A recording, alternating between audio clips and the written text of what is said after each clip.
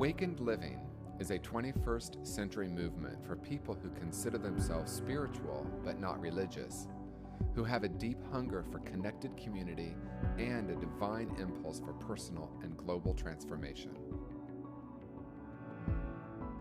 Our mission is to encourage and inspire the awakening of human consciousness. Good evening. Welcome to Awakened Living Television. My name is TJ Woodward. I'm the founding minister of Awakened Living in San Francisco and the host of your show. I am delighted to host this show and also so delighted that you have chosen to be with us this evening. Awakened Living Television started 3 years ago with a clear intention of bringing on guests from a wide array of different backgrounds to have a conversation about 21st century spirituality, or if spirituality doesn't work, living our most dynamic, fulfilled, and happiest lives. So I have had the pleasure for the last 3 years of interviewing colleagues, friends, and people in the community that are contributing in a powerful way to the evolution of consciousness. And so I will tell you a true confession, I have been for the last 3 years asking my good friend and colleague, Dr. Patricia Weiss, to be a guest on the show. And the stars have lined up, and this evening it is happening. So I'm really delighted that Patty, as she is okay with being called, is someone that is so dynamic in the field of neuropsychology, and I've had the pleasure of working with her on multiple occasions. She also speaks, I think, 7 languages. She is a classic violinist. She's just an amazing, unique being on this planet, and so I'm just going to get right into the conversation with her. So, Dr. Weiss, welcome to the show. Thank you so much. Thank you for being here, and I just know that we're going to have a lot of amazing things to talk about. So before we begin, if you could take just a few minutes to introduce yourself to our viewers and tell a little bit about your work, that would be great. Thank you so much. And TJ, I'm so honored to be on the show. And my name is Dr. Patricia Weiss, but please just call me Patty. And TJ and I have been working together for a long time, and I love working with him. And one of the things that I love most to do in the world is to do testing with children, teens, and adults. And I'm a neuropsychologist. That means I'm licensed as a clinical psychologist. I have a PhD in clinical psychology, and then I spent about 5 years prior to my licensing specializing and learning all about neuropsychology, which means basically the study of the brain, and organically as well as psychiatrically. And I work in 2 locations, San Francisco, and I have another second office in San Rafael. I work a lot with Tracy Thomas, who is a wonderful therapist, but I also do a lot of testing on my own. I'm basically an independent contractor at this point. I did work for the Altamira for 5 years and had a wonderful time there, and now I'm doing a lot of independent work. And I do speak 7 different languages, and I do testing in Spanish, French, Hindi, Urdu, and Italian. And I lived in many different countries. When I was 18, I took a trip around the world with my violin. I was a professional violinist until the age of 30, and now I do both. And so anyway, I love testing, and so I'm really looking forward to speaking to you about testing. Well, thank you. And I want to start just by beginning because there's a good chance that some of our viewers may not know what we mean by neuropsychology or neuropsychological testing. That's true. So let's start by just answering the question, what is that? Yes, thank you for asking. Yeah. So neuropsychology is the study of psychology and the brain together. So for instance, if a psychologist mainly looks at emotional problems, a neuropsychologist's main job is to do testing. And the main purpose of testing is diagnosis. And it's kind of like the restaurant business in that with a restaurant, location, location, location. With neuropsychology, diagnosis, diagnosis, diagnosis. The most important thing in testing is to get the right diagnosis so that you can do the right therapy, and if medication is needed, medication. Although, of course, I'm a big believer in trying not to do medication and to help the person as much as possible without medication. But there are some times when it would be helpful with the medication. And at that point, of course, I work with 4 different psychiatrists that range from very alternative to more conservative. So it depends on what the client would like. Wow. Well, we could take this a lot of different directions. One of the things that I have appreciated about our collaboration is that it is a collaborative relationship. And I love the way I've seen you work with different types of therapists, different styles of therapy, and you bring a piece that it creates, I mean, if we're going to use the real definition of holistic, treating the whole person, you bring an element that has been so incredibly valuable. I mean, I can think of at least 2 clients, of course we won't name them, but at least 2 clients and many, many more, but 2 specifically where we reached a place where we were really just kind of baffled. And when you did the series, The Battery of Tests, some things that were really remarkable that most likely would not have been caught in traditional therapy.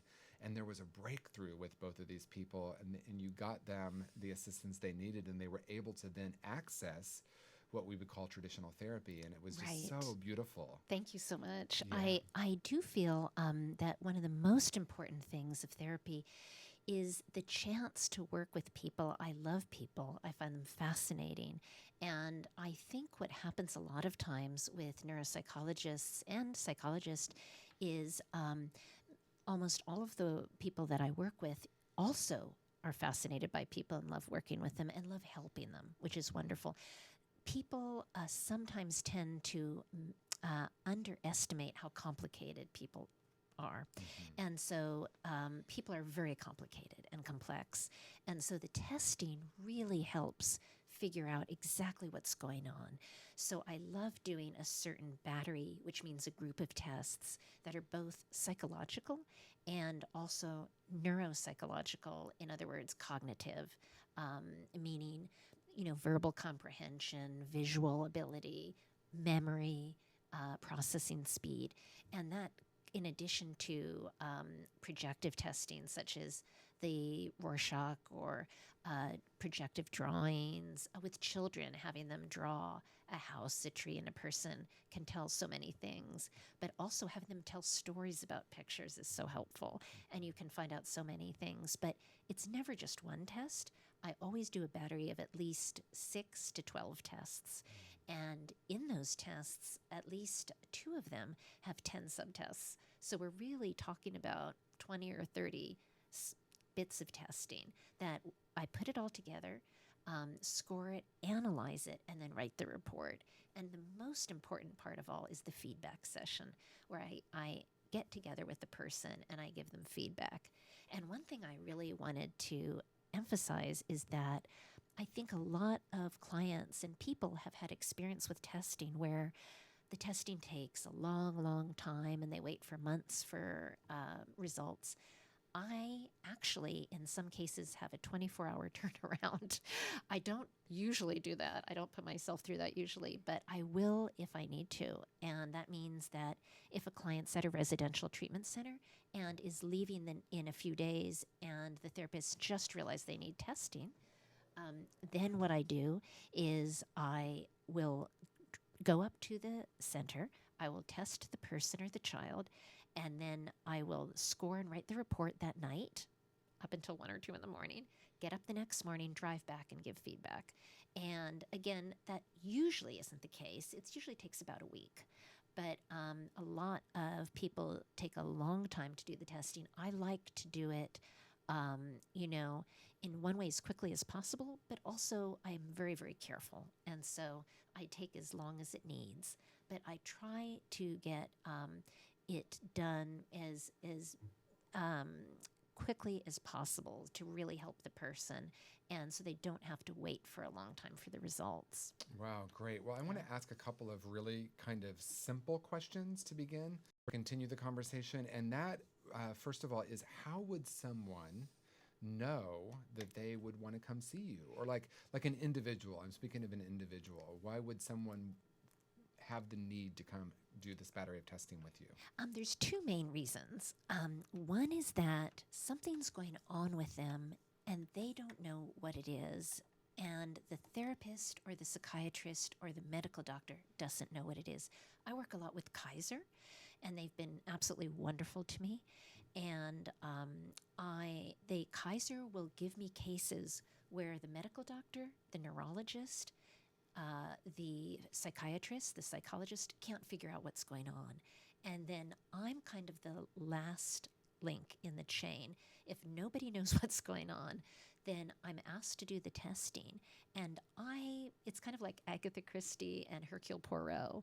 I follow the road, the path, and I do one test, and if I get a certain result on that, then I know to go left or right.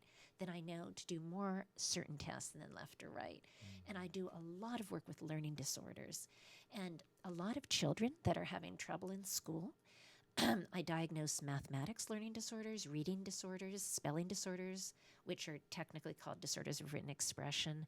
But I also, if a child is having trouble in school and it's not a learning disorder, it might turn out to be anxiety. It might turn out to be depression.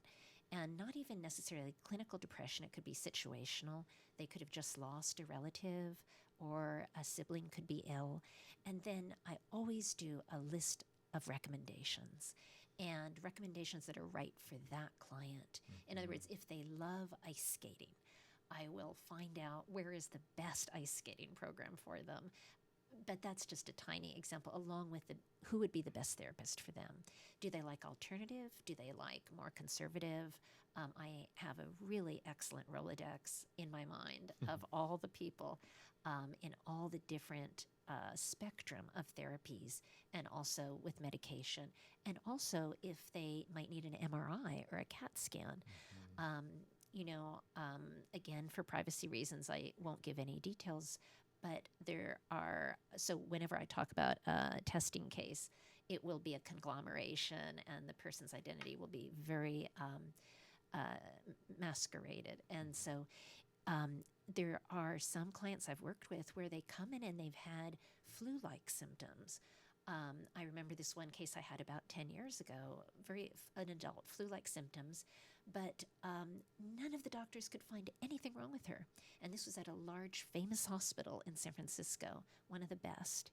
And there was a doctor who was one of the best rheumatologists, meaning he specialized in immune system disorders like arthritis, and rheumatoid arthritis, rather, and lupus, and so on and so forth. And he felt that she was crazy, because she was, to use a layperson's term, schizophrenic, to use a formal term. And so he 5150'd her to the psychiatric unit. And I tested her, and after about 2 days of testing, I realized she is not schizophrenic. And I went down the road after that of doing the psychiatric tests, cognitive testing. And to make a long story short, I found out that I believed that it might be lupus.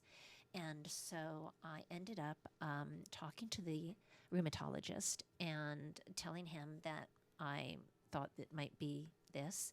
And so we agreed together to refer her to a lupus specialist. That's what it was. She went on methotrexate, which was the treatment at the time and still is used. And within 3 weeks, she was a new person. Wow. And she was on the point of committing suicide when I first met her, because she didn't know what was going on. They were giving her antipsychotic medications. It wasn't right. And she wanted to kill herself because she was so miserable. And so this is what testing can do. In extremis, it can save people's lives. Yeah. In lesser cases, it can really change people's lives and help them get the right help. And they can find out they have a learning disorder where they might have just thought they were stupid, to just, again, use a very blunt term. Right. But that's what they will say to me. I think I'm stupid. Yeah. And I don't think anybody's stupid. And I will find out what's really going on. Wow. Well, there's so many different directions we could go, but one thing is I'd be curious too if you could speak to therapists, because I know, for example, in my own experience, in my own practice, I will be working with a client and get a sense that there's something that might be neurological going on. There might be something that's a cognitive issue. It could be a learning disability. And in spiritual counseling that I do, I feel like there's only so far we can get, or there's something that I'm just confused about what it might be. So partnering with you and doing these tests might really open up the door for someone having a breakthrough that there's no way they're going to get without that. So I'm wondering if you could speak to any like therapists that are in private practice of how you would partner with them, because I know you do that with Dr. Tracy Thomas and Yes, others. Yeah. absolutely. And I worked as a therapist myself for many years, and my father was a well-known psychoanalyst. You know, he passed away a few years ago, but he left a wonderful legacy behind, and he was the head of the Psychoanalytic Institute in San Francisco for a number of years. And so I know I love to partner with therapists, and what I'll do is I'll speak with the therapist and get a real background on the client. And of course, this is with the client's permission. And then the therapist will approach the client and say, I know you and I are kind of confused about a few things. What do you think about doing some testing? If the client agrees and gives permission, release of information, then the therapist will sit down with me and we'll have a nice talk. And I'll say, so tell me about this person. I really want to know, where were they born? How did they grow up? What do they like to do? What's baffling you about them? And then I'll get some idea of in which direction to go. But at the same time, I also do a lot of court cases and partner with therapists when they have court cases. In those cases, I actually ask to be blind. In other words, I ask to have no information so that it cannot possibly be interpreted by the other side as being in any way slanted.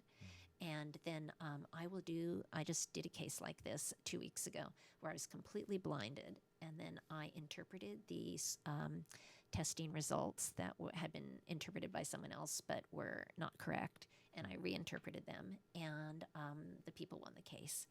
And so out of the 450 cases I've worked on, I've lost 2. So I've won 448. So it's because I, again, love working with people, and I love finding out about them, and I love partnering with therapists and psychiatrists. And when I do partner with them, I really ask the therapist before I meet with the client, what are they confused about? What seems to be going on? And then when I meet with the client, I try to find out as much background information as I can. And I already have some from the therapist, but I ask for a lot of background information. And then I ask about day-to-day life and what's going on and what's hard for them and how would they like their life to be. Because the other way of testing is the therapist can also be working with a client and they're doing very well and they're not really confused about anything, but the client's a young adult and doesn't know where they should go vocationally with their career. And that's another kind of testing I love to do. And I'll do the strong interest inventory and the Myers-Briggs and the Enneagram sometimes. And we'll find out what kind of career, what kind of work would this young adult really like to do? What college should they go to? What would be the best college for them? And I also work with a lot of, I wouldn't call them therapists, but people that help young people find colleges, college counselors, basically. So I work with a lot of college counselors and even high school counselors. I work with a lot of people who, there are children going into middle school. What middle school should they go to? What high school should they go to?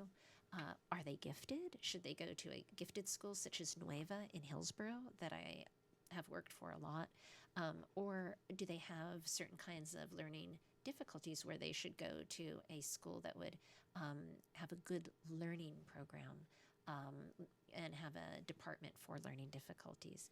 But I really love working together collaboratively with therapists. Well, thank you. And you brought up something that I was actually going to ask you about. And so I'm glad you actually kind of already went there. You talked about diagnosis. And I know that in some therapists that I've worked with, there is a concern about getting yet another diagnosis. Like they may have a client that this person's already had so many diagnoses that they're living from that place. And I know that's not how you approach it. So I'm wondering if you could speak, because I know you talked about the strengths assessments and these other tools as well. So how do you help someone not actually fall into becoming that diagnosis, but rather than that, using it as a way to help this person really live their most dynamic life. And I love that you brought up it's not just for people that maybe are really suffering with something, but might just want to be asking the question, how can I live my most dynamic life? Absolutely. How can I use all my strengths? How can I work to the top level of my abilities? That's what I do with everyone, whether there's a difficulty or not. I want them to be able to remove the blocks that are in their way, whether they're healthy blocks, I mean, what I mean by healthy blocks, a block is a block, but I mean, not such a difficult block, like not, some kind of severe depression or anxiety, but maybe it's just a situational block. So I want to find out what are the blocks on the path of getting to where they would be using all their gifts and all their strengths to the absolute ultimate ability and level. And so that's really also the main purpose of the testing also. What are their strengths? What is their level of resilience? And where does their resilience lay? In which domain does it lay? And how can we best use their own strengths and their resiliences to help them be the best person they can be and be the happiest they can be, of course. And that really works also for relationships. And so sometimes I'll work with marriage counselors. And there'll be, of course, I can't usually work with both husband and wife. It's not really proper, but I can work with one or the other. But they just might have a question about, how can I be, the best partner? What would help me? I seem to have difficulty in being open to my husband or wife. What's the block? What's in my way? And often that is psychological, and we can figure that out. And then I will go over with them all the recommendations of how they can best use the abilities and strengths they have to, and what are these blocks so that we can remove them and get them and clear the path to ultimate success. And I also really love spirituality, and I believe that is so incredibly a source of strength for so many people. And so I've often worked with very devout people that are Jewish, Catholic, Hindu, Buddhist, Unitarian, all different Protestant, all different kinds of religions. And I really also emphasize using the spirituality and using the temple or the church or the synagogue, whatever is the place that they find solace in being able to help also. There's a tremendous amount of strength in groups. And I love recommending, in addition to the individual therapy, support groups. For instance, someone might be generally doing well, but they just lost their partner, or they just lost a father or a mother, or someone's ill. And then there's so many wonderful support groups in the Bay Area. Pathways Hospice is an incredible group. When my dad passed away, it's free. I went to an 8-week grief group for people that lost their parents. I can't tell you how helpful it was. And now 2 years later, I'm going to go to a tune-up. It's incredibly helpful, and the peoples at Pathways Hospice are amazing. And there are groups for parents that have lost children, which is a very, very, probably one of the worst things that can happen. There are groups for children that have lost parents. There are groups for adult children that have lost parents. There are groups for people that have lost partners. So I know many, many, many of the groups, and I recommend them depending on the person's geographical location and what they prefer. Wow. Well, Yeah. We're out of time. Oh, already? Already. Gosh, it goes so it quickly. felt like 1 minute. Okay. Exactly. Okay. So I'm going to right away invite you to come back and do part 2. That would be wonderful. Okay, so Thank we'll you so continue much, the conversation. But in closing of this particular episode, let our viewers know how to find you, your web information, and how they can collaborate with you. Thank you very much. So I'd like to let people know that they are welcome to call my cellular phone, 415-816-6185. And the reason I'm giving that is I want them to be able to contact me, as soon as possible. If they need help, I don't want them to have to wait. I have an office phone also, 415-566-2022. And my email is Patty Weiss, PattyWeiss, lowercase, basically one word, at gmail.com. So thank you so much, and I really look forward to talking to you. Great. Well, thank you so much, Dr. Weiss, for being here. And I just love being in conversation with Patty, really about just about everything. So we're going to continue this conversation in our next episode. So please also come back next time to hear more about Dr. Weiss. And I'm going to ask her about some things about how she got into this field. I want to talk about the relationship between testing and addiction recovery. And I want to hear a little bit more about these 7 languages and her amazing talent as a musician as well. So thank you so much, our viewers, for tuning in to another episode of Awakened Living Television. You can find more information about us online at awakeneddlivingsf.org. Also, please check out my book, Conscious Being. You can find information about that at consciousbeingbook.com. Thank you so much, and good night.